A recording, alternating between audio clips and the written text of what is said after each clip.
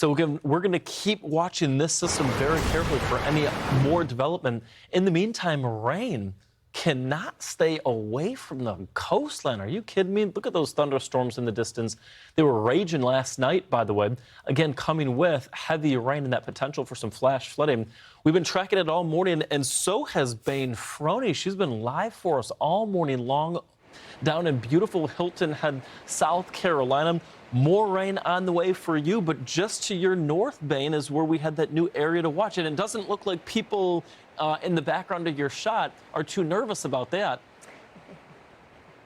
No, rain or shine, I've been talking to a lot of people this morning, and they're going to be hanging out. They're going to be staying at the beach as long as they can, maybe taking it into more of the restaurants, the bars, once the rain starts to come. But they're not going to let it ruin their vacation, ruin their weekend.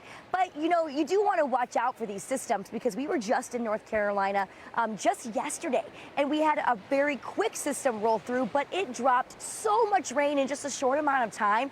And that's what these systems will end up doing. These storms start popping up, and there's so much available moisture in the atmosphere that it can just drop a lot of rain all at once. So we do have that flash flooding threat in place here in South Carolina, including North Carolina and also Georgia for today.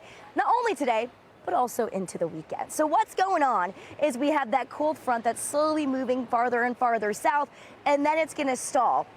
And that's just going to create more and more isolated showers and storms along that. And on top of this, it has been so warm, so humid in the Carolinas, in Georgia for the past few weeks. So there's all of this available energy for these storms to get going. But to your point, Michael, there's so many people that are still enjoying the day. We have the gorgeous ocean out here.